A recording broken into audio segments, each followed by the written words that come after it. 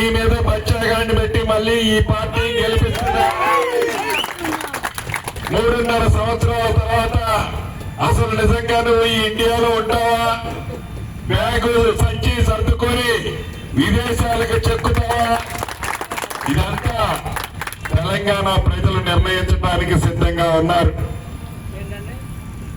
ఈ జూబ్లీస్ ఎన్నికలు అయిన తర్వాత నిజంగా నీ పార్టీ ఈ రాష్ట్రంలో నీ స్థానం ఏంటి?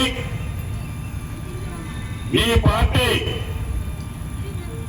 మీ బాబామరుదులు, మీ అన్న చెల్లెళ్ళు, మీ నాయన కొడుకులు, అసలు మీ అందరి స్టోరీ పక్కువని ఒక గాజు గ్లాసుకి రాయి తగిలితే ఎలా పగిలి ముక్క చెక్కలవుతుందో ఈ జూబ్లీహిల్స్ ఎన్నికల తర్వాత మీ పార్టీ పరిస్థితి ఏందో, మీ పార్టీ ఎవరి చేతిలోకి పోబోతుందో ముందు దాన్ని కడుక్కోనైనా ట్విట్టర్ కింగ్, ట్విట్టర్ పిల్లు, దాన్ని కడుక్కో.